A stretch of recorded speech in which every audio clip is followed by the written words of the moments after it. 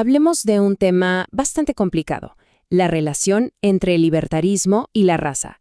Y es que es una de las discusiones más intensas en la filosofía política.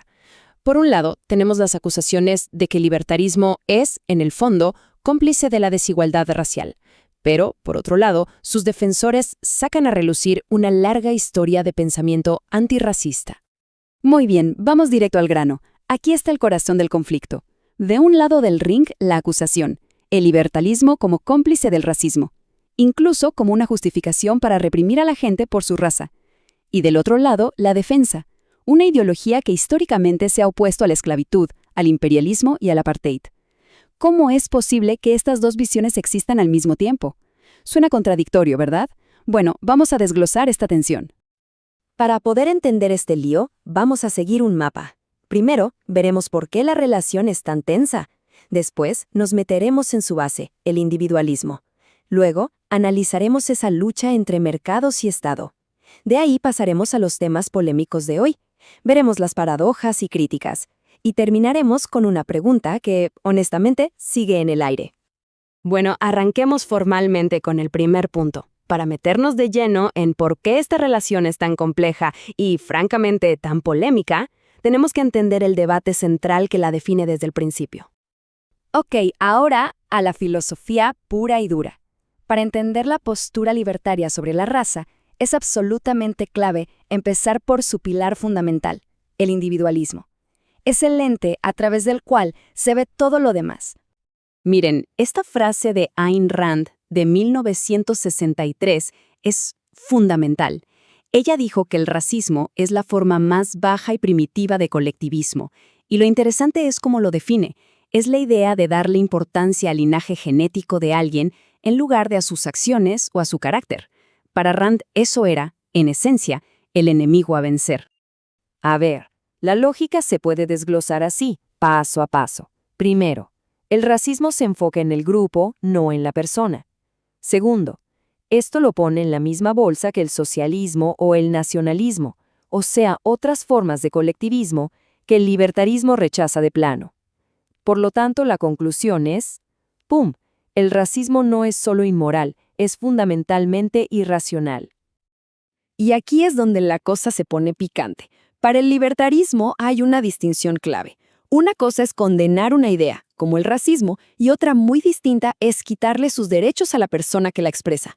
Esto significa que bajo esta filosofía, incluso la gente con ideas racistas conserva su derecho a la libertad de expresión y de reunión. Y es por esto que se oponen a cosas como las leyes contra el discurso de odio, una postura que, como se imaginarán, genera un debate intensísimo.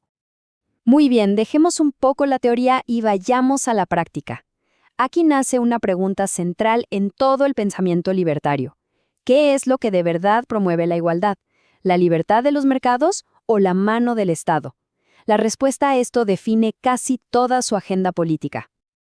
Y ojo, que esta idea no es nueva. Históricamente, hay una larga línea de pensamiento liberal clásico que siempre ha señalado al racismo impuesto por el Estado. Por ejemplo, Adam Smith, allá por el siglo XVIII, decía que la esclavitud era un pésimo negocio y puro amor al poder.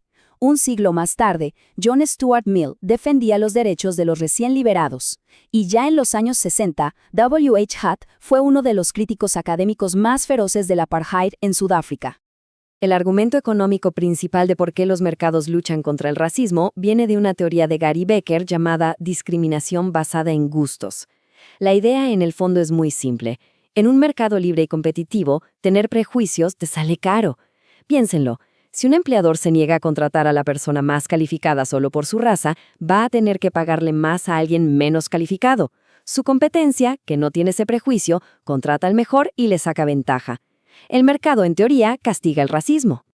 Y aquí está la otra cara de la moneda. La visión libertaria es que, históricamente, la principal herramienta para imponer la opresión racial no han sido los mercados, sino el poder del Estado.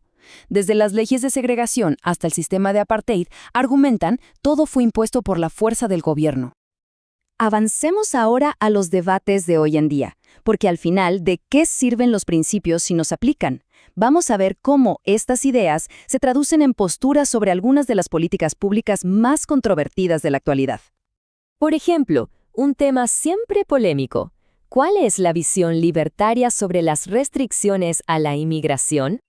Uf, esta cita es increíblemente potente. Algunos pensadores libertarios describen las restricciones a la inmigración como una especie de apartheid global. La idea es que un grupo de países ricos está, de hecho, excluyendo a los pobres del mundo, impidiéndoles participar en sus economías. Desde esta perspectiva, las fronteras cerradas son una violación masiva de la libertad y un gigantesco motor de desigualdad. Muy bien, pasemos a otro gran debate. ¿Qué pasa con la acción afirmativa o la discriminación positiva?